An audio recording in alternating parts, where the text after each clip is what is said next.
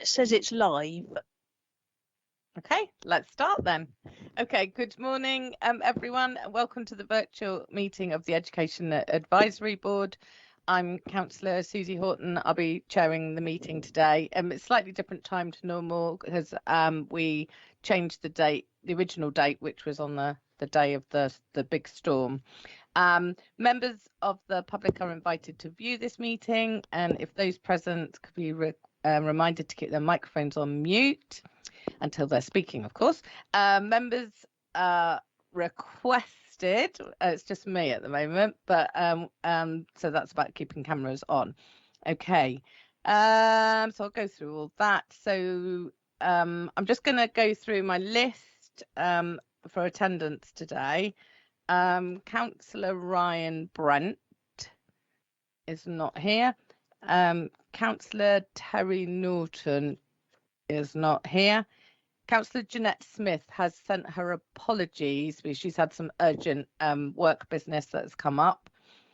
Councillor Judith Smythe is not here at the moment, and if any of them arrive, I will introduce them when they do. So Mike Stoneman? Yeah, Mike Stoneman, Deputy Director, Education. Thank you and welcome. Debbie Anderson? Hi, Debbie Anderson, Head of School Improvement and Early Years. Welcome, Debbie. We've got Sarah Daly. Hi, Sarah Daly, Director of Children and Families Education. Welcome, Sarah. And we have Rob Sanders. Morning, Rob Sanders, Deputy Director of the Anglican Diocese of Portsmouth. Welcome, Rob. And Anna Martin. Anna Martin, Democratic Services. Thank you, Anna. Okay, so as I've said, the only apologies I've received so far are from Councillor Jeanette Smith. So I'll go on to declarations of interest, which is item 2. So my usual declaration of interest to the Vice Chair Governors at Craneswater Junior School. Any other declarations of interest? I do inspection work for Ofsted. Okay, thank you, Debbie. So item 3 is the minutes of the previous meeting held on the 1st of November. Gosh, doesn't that go quickly? 1st of November 2021. We need to ensure that this is a correct record of the meeting. Are there any comments from anyone? No. I think it looks how I remember it, so I will improve the minutes as a correct record unless anyone has any objections, which I don't think anyone does. So those minutes are approved. Thank you, everyone. So we'll move on to item 4, which is Ofsted School Inspection Summer and Autumn Terms 2021, which I'm assuming is Debbie to present this report. And over to you, Debbie. Lovely, thank you. Yes, I'm going to do this one. So this is an opportunity to reflect back on the inspections that have taken place in our schools across the city. Obviously, during the pandemic, Ofsted inspections were put on hold, apart from some HMI monitoring visits that initially were done remotely. A lot are based around safeguarding and also the effectiveness of remote education. And what we have done is then looked back to the summer and the autumn terms when inspections were starting again. So just to explain the difference, a Section 8 inspection, which some of our schools have, if they're good or outstanding, because inspection is proportional, the Section 8 inspections are basically asking the questions, does the school remain good or outstanding, and is safeguarding effective? And that's how it's looked upon, whereas a Section 5 inspection looks at the separate areas of judgment and overall effectiveness. So those are the two different types of inspection. So what we've done is we've produced a table on page 2 of the report to show our schools that have had inspections in that time. So obviously the UTC, theirs started as a Section 8 inspection, but it was converted. That can happen if they think the school is going to be better. That therefore you need to look at all of those areas and come out with a with a judgment. It doesn't predetermine it, but it changes, and that's what happened for the UTC, and that's where it was more of one of those sort of monitoring Section 8 visits, but turned into a full Section 5, and obviously delightedly we know that they went from inadequate to outstanding. Then through the autumn term, we had a number of schools that had mainly all Section 8 visits, inspections, and then there was one Section 5, a full inspection. And basically all of our schools that have had those visits have retained their grading as they were. The one that I've clarified in 3.3 is that there are different outcomes for those Section 8s. So there's an outcome 1 that the school remains as it was and safeguarding was effective. There's an outcome 2 saying the school remains good or good, but based on the evidence it could be even better, and Ofsted then suggests that a team comes back within 2 years to do that full Section 5. That's an outcome 2. There's an outcome 3, which is what was determined for Mainfield, to say basically on the evidence that they had, it doesn't change that current good judgment, but on the evidence of that Section 8, the inspection team were not convinced that had it been a full Section 5, it would have remained at that grading. So again, they suggest a Section 5 within 2 years. So they have retained their grading. So obviously we're looking at those areas of improvement and working with the school, because we do want that to retain it. At least it's good when that team does come back. So lots of inspections, or quite a few. We haven't had any, bearing in mind this report was written for February, we haven't had, we've had one in this term since Christmas. So Cliffdale Primary had a Section 8, so that's not on the table because that's happened since, and the report has just come out and that continues to be outstanding. So it looks like all of our schools, despite it being under a new framework, are retaining, sustaining, maintaining their grading. So that's all positive. So that's where we are with, and it doesn't really massively change our percentages.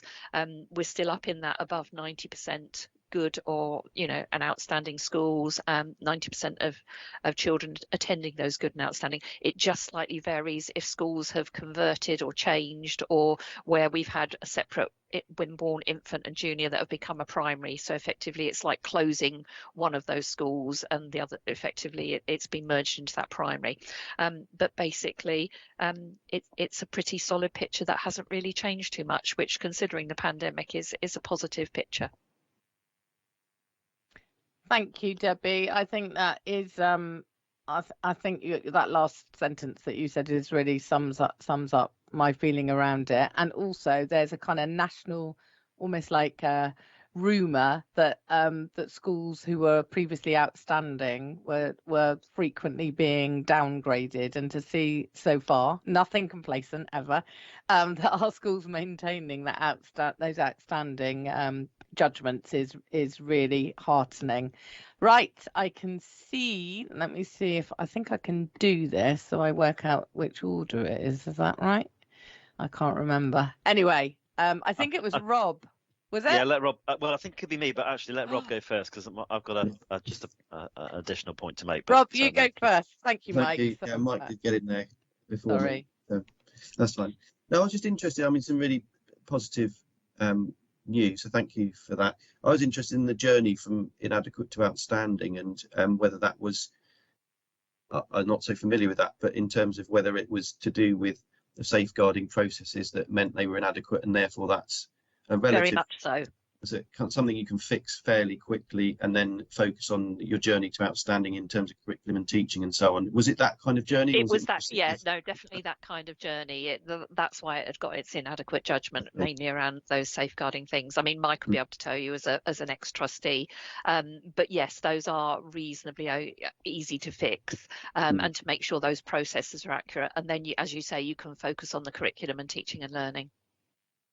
Thank you. That's interesting. Thank you.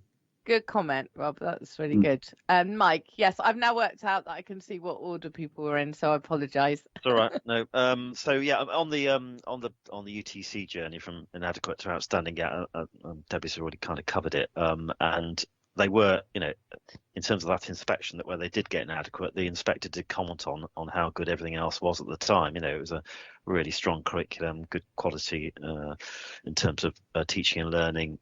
So everything was in place. They were in a good place, but the safeguarding arrangements were not effective, and the Ofsted inspectors were right to make that judgment. And they've done a lot of work since then to make sure that their house is in order. The inspector did say it wasn't a situation where any children were unsafe, but clearly there was a huge risk there because their processes were not effective. The other point I just want to make about Mayfield. So obviously we are expecting Ofsted back soon, maybe by the end of this year, but certainly into next year. I think probably more likely. And the school is vulnerable, and we did announce on Friday the departure of the current head teacher, David Jeeps, and the governing board are now pressing ahead with the recruitment of a new head, which again adds more vulnerability, although provides an opportunity as well for new leadership to take the school forward into the next phase. So it's an exciting time, but also a vulnerable time. So we'll be providing support to the school and monitoring that situation very closely. Many thanks for that, Mike. I think that's it then in terms of comments and questions. So thank you, everyone, and thank you, Debbie, for presenting that report.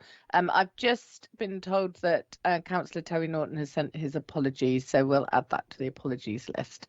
So we'll move on to item 5, which is I think it's Debbie again, is it? The support and challenge for LA maintained schools. So I'll hand back to you. Thank you, Susie. So yes, so this is a real focus on our LA maintained schools, the sort of support and challenge that we do for them. So I think first and foremost is that support and preparation, particularly for Ofsted. We've got a number of our LA maintained schools that were last inspected in 2017.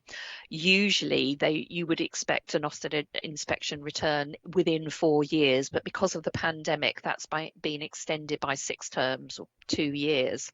And the issue being that the inspection framework changed in September 2019, so there was only 6 months of it before the pandemic hit, so not a lot of time for schools to get used to being inspected under that new framework.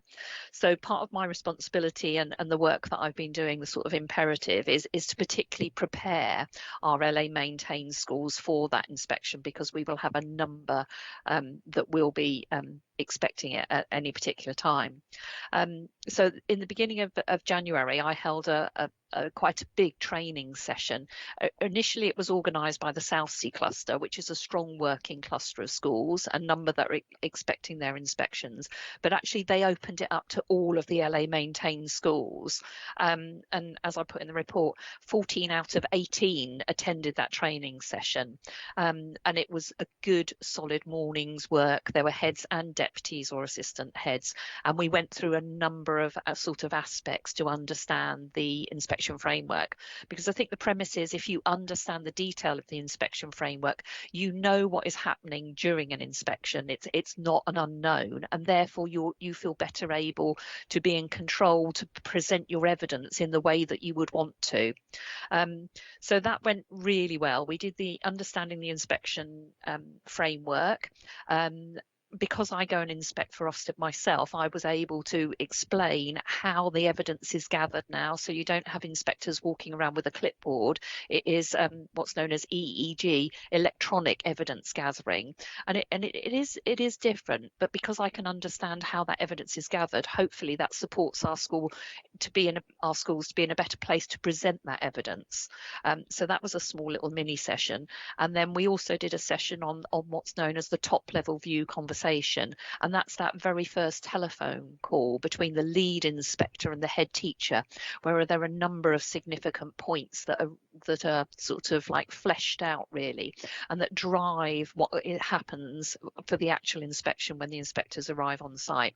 So that went really well. I did a bit of sort of follow-up evaluation, and that seemed to have been really positive. And on the back of that, I have got some more sort of Ofsted type training that I've been delivering for our schools as well. So particularly understanding the Ofsted early reading deep dive, it figures massively in the quality of education judgment. So if you haven't got your early reading sorted out, then, and that's not good, it's unlikely that your quality of education will be good. And if your quality of education is good, it's unlikely your leadership and management is good, and you won't get good for overall effectiveness. So it's a sort of domino effect and stacking up. So I have been delivering training. I've done a little bit with some governors, and then I've been delivering that early reading deep dive training to senior leaders, to English leaders. Sometimes I've delivered it to a leadership team, left the PowerPoint and the notes, and then they've cascaded it to their whole staff.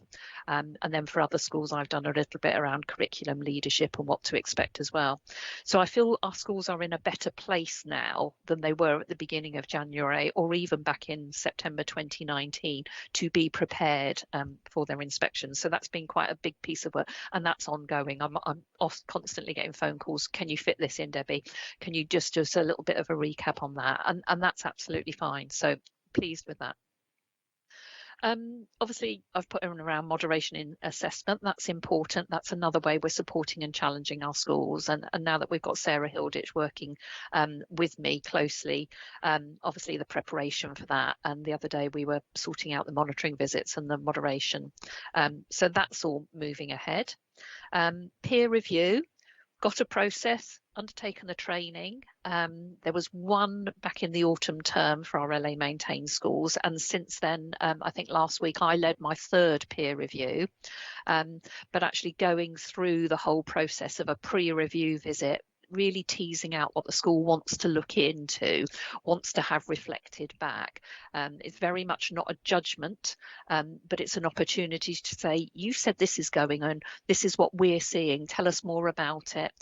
Is it having the effect that you want to? So I've just led the third one of the teams that I've been on, and I know somebody else is actually leading another one in a school today. So they're all proceeding. Some have had to be postponed because of staff absence and COVID, but actually the opportunity is there and they are moving ahead. So by the end of the year, hopefully we'll be able to step back and look and really evaluate and then take the process forward for next year. But at the moment, it all seems really positive about what schools are finding to have. And lots of schools have said, for 2 years we haven't had people in our classrooms. Our staff aren't used to having other people come into our classrooms. Our pupils aren't. So that's a real positive. But also having that dedicated time to have an objective view of the school and to have other people play it back to you has been really powerful as well. So that's moving on. And then from a sort of reading and literacy point of view, obviously our Destination Reader project is moving on with our 18 primary schools. So it's really sort of keeping a handle on that, checking and trying to establish, is it having the impact that we think it should do and is.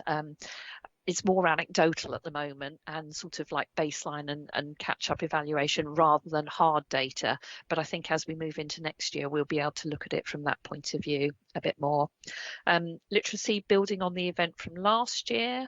The Year 6 project, but all of those Year 6s had a book, and we had the Michael Morpogo webinar, which is brilliant. We've got another one this year, and actually we don't want to miss a trick and not think about Year 2 to Year 3 as well, given we have so many infant and junior schools as well.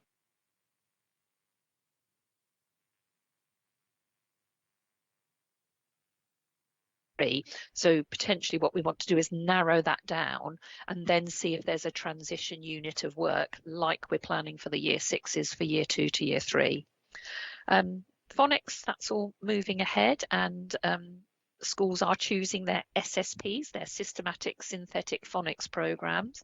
And actually the piece of work that's happened around that has been, there are so many validated programs out there, which one are you going to choose? Because it's a massive investment of finance, staff training, resources.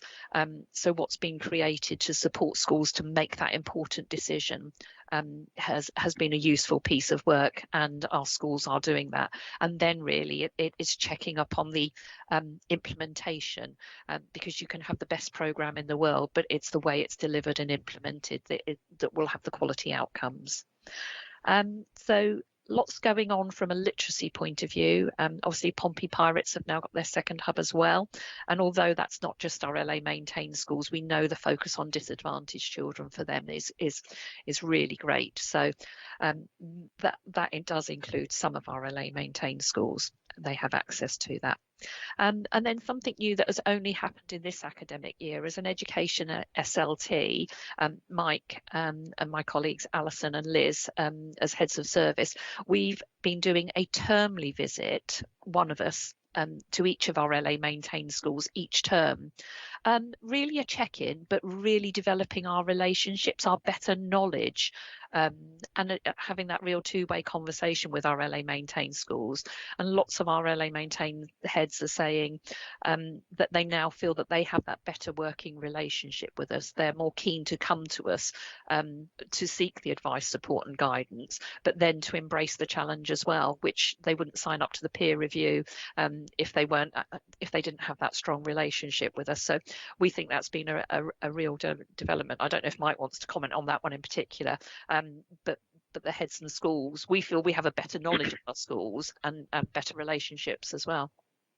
Yeah, I would completely agree with that, Debbie, and you must take a lot of credit for that, to be honest, in terms of how they feel about the local authority and the support they receive, particularly in terms of school improvement. So, but yeah, I think it's been a really good development actually, and it kind of I think it's just sort of a mature stage of the process now. We've got really good relationships with our multi-academy trusts, and obviously they have the responsibility for school improvement for those schools, but the relationship there is really strong.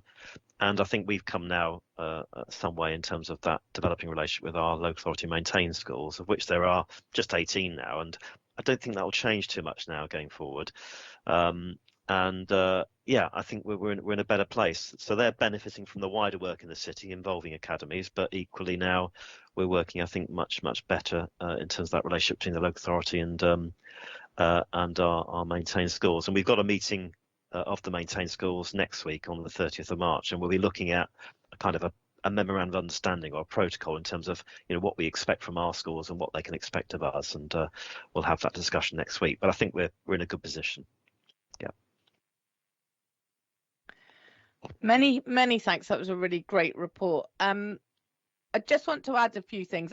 It's very interesting because when I go into schools, I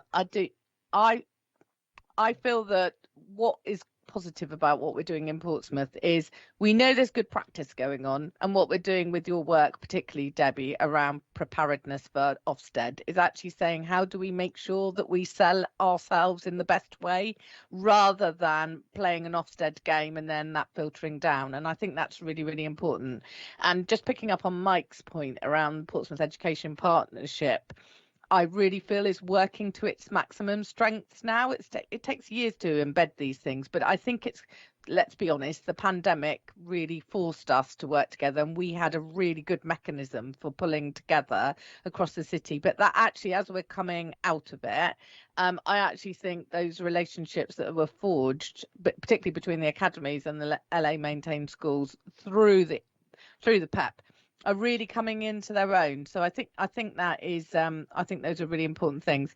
Just a couple of other things. One is actually you mentioned about relationships, and with relationships, I think things like the relationship with the library as well as with schools and everything are really evident in that report. I mean, there's some brilliant work going on. And just a final personal point for me, and I don't know which hat I've got on here, I suppose both, is I actually went in to do a learning walk in the school where I'm a governor at on Destination Reader, and have to say, as a former primary school teacher, I was very impressed with it. And the language, the spoken language amongst those young people was really quite mind-blowing, but also the way that they were being taken. We went to a guided reading session. The way they were taking through it, I thought, oh, I wish I'd had a lot of those strategies up my sleeve when I was in the classroom, and it was just so enjoyable. So it was nice for me to see that Destination Reader in action. So just a little bit of endorsement for on top of what Debbie said in her report. And I will stop talking and I'll go to Rob.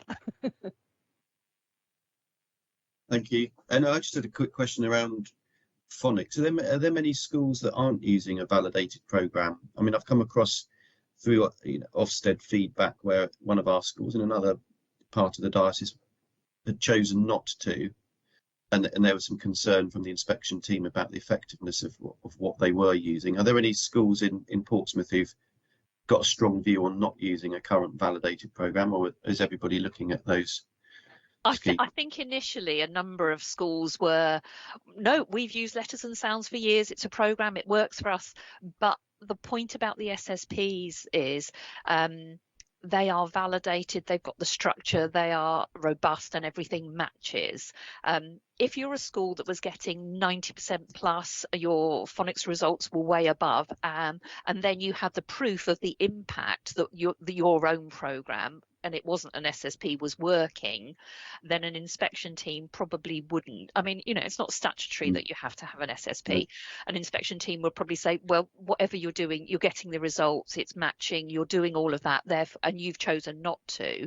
But you would have to have a very clear rationale. If your results were below in 2019 and with the pandemic as well, and you weren't following an SSP, then the question would be, is the process, is the delivery, is the curriculum that you're offering the children with everything matching, enabling them to be successful early readers? And as I said, if your early reading doesn't stack up, then your quality of education doesn't stack up. So you're into that. So I think schools originally, there were a number of my schools, the LA maintained schools, that were saying, no, we're going to stick with Letters and Sounds. We don't need an SSP. I think they have changed their minds. Some of them are taking longer to choose because there are a number of validated SSPs. And, you've got to find the right one that works for you as a school. But I think everybody will probably end up going with one. Okay, thank you. That's helpful. And my advice to a school would be, if you can prove it with your results, 95% plus, if you're doing really well, when the national average was only 81, 82%, then that's not so bad. But if you're below that national average, you don't have a leg to stand on. Thank you. Yeah, I agree. That's helpful. Thank you. And just a quick question for Mike, in terms of schools and 18 remaining maintained schools and so on. But obviously there's a lot of talk about the imminent white paper. Is there any intelligence on that you're able to share, or schools' thoughts and views about what might be on the horizon? I know it's potentially difficult to comment. Yeah, not much I can tell you, Rob. I mean, I know they're talking about those schools at the moment. Obviously, if a school is judged to be inadequate, then an academy order has to be issued, and that is still in place in terms of legislation. They are now talking about schools that are double RI that potentially might come under that kind of bracket. But apart from that, I'm not hearing anything which suggests that they're going to kind of force the academisation agenda on schools that are currently not in an academy trust. The only other aspect to it is that they're looking to try and remove single academy trusts and move them all into multi-academy trusts. So I guess there'll be that and further rationalisation. But apart from that, Rob, I don't know anything else, to be honest. Yeah, thank you. Yeah, I think there seemed to be a little wave before the pandemic of activity, which seemed to think that they were going to come down hard. But I think maybe there's other more pressing issues. This has kind of been put on the back burner, I think. Okay, thanks again, Rob, for those questions. So I would say that the members of the Education Advisory Board note the report. And sorry, Anna, I was meant to say that for the previous item as well. we note those reports. So on to the final report, which I think Mike's going to give. And this is I think this report is going to be a really interesting historical document, actually. So the model of this report is that we've added along a timeline all sort of activity or the key highlights of the activity in relation to COVID. So we won't go through the entire report, but I'll let you focus, Mike, on the updates. Thank you. Yeah, thank you, Susie. So this will be quite a short report, to be honest. And as Susie said, what you have in front of you is all the work we've done since the pandemic started, which is quite a good historical count. I think you're right, Susie, actually, in terms of how much work and effort has gone into supporting our education settings through the pandemic. So really what I just want to cover is section 11, which just covers the spring term. And indeed, actually, since this report was written, of course, we've had the revised guidance that came in during half term, and I'll just comment briefly on that as well. So key points to note in terms of spring term, obviously after Christmas we had cases rapidly rising due to the Omicron variant, and that had quite an impact on our schools. In fact, I would say the spring term, and certainly that first half of the spring term, was probably the toughest we've seen throughout the pandemic in terms of staff absence. I mean, schools were literally on their knees when we got to half term, and we had a number of examples of where schools were having to move back to remote learning, either for classes or for whole year groups, and it really was a real challenge. Now, since then, obviously, we've got the revised guidance, and whilst that has helped to a degree, we still have the guidance that means that staff and children who have tested positive are expected to self-isolate for 5 days.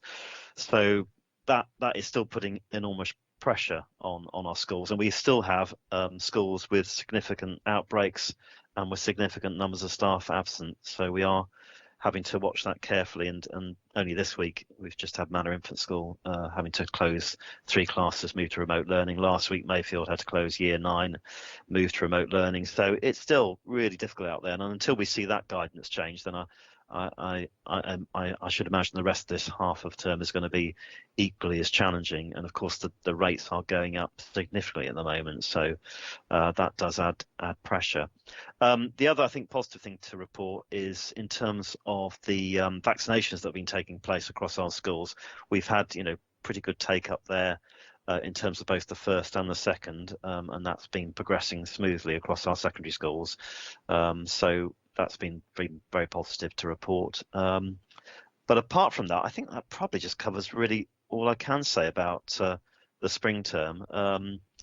We are continuing to support our schools through public health, and we've sent out regular forms of guidance. We had a letter that went out from Helen Atkinson just after half term to reflect the new guidance, but to reinforce the fact that this 5-day self-isolation, that was still in place. There was some confusion amongst parents thinking it's all finished with, we don't have to do this anymore, and obviously we had to advise accordingly. So yeah, but otherwise we are continuing to support our schools. We're hoping that there won't be too many occasions where schools are having to close year groups or classes temporarily, but I think inevitably there will be a few more examples of that. Many thanks, Mike. And I actually think in some ways what's going on at the moment is even more difficult for schools, because there's this kind of really weird division about people thinking it's over when it obviously isn't over. And actually, whilst it is really positive that the current strain, it doesn't seem to be leading to massive hospitalization and and obviously deaths. Actually, it does make people ill, and it does impact on the workforce. Yeah. And I know probably like most of us on here, I know more people who got COVID this week than I did for the entire rest of the pandemic. So our thanks to all teachers and and everyone who works in schools, because I actually think it must be possibly a little bit frustrating to be working in an environment where it's all over and there's nothing in place to mitigate the spread of the infection. At the same time, they're dealing with the same real issues. So thanks to all schools on that one. I probably should just have added, in terms of obviously the requirement for testing, asymptomatic testing, that's gone. Mm. Apart from our special schools where we still have Yeah. that in place, and of course, and when you do have a look, our absence rates in special schools, they're not brilliant, to be honest, and that COVID is a big part of that. So that has been a challenge as well, and our special schools do provide obviously support to those children who are having to stay at home, but it's another big challenge for us, and we're hoping that obviously next term we can see those attendance rates significantly improve for our special schools. But at the moment, yeah, they're not where they need to be. They're quite poor actually overall. Mm. So many thanks for that. Any comments, Rob, on that? It's quite straightforward. Not for me, thank you. I acknowledge it's still a very tricky environment, absolutely. But Yeah. I don't have any questions. Thank you. Thanks very much. So then I recommend to take the actions that have been taken over the last 2 years by the council, and note that, and partners to respond to the pandemic and the ongoing work that's in place in order to continue to support education settings. That's great. So I believe, according to my notes, the next meeting is Monday the 18th of July at 4 p.m. We'll confirm the location nearer the date, but it might be that we remain virtual. But we'll check in and confirm that then. So thank you so much, Rob, for coming, and for all the officers for your reports as ever. And after 40 minutes, we can call this one a day, so you get a little bit of time back. Thank you, everyone. Thanks, you. Susie. you. Bye. Bye everybody. Bye. Bye. Bye.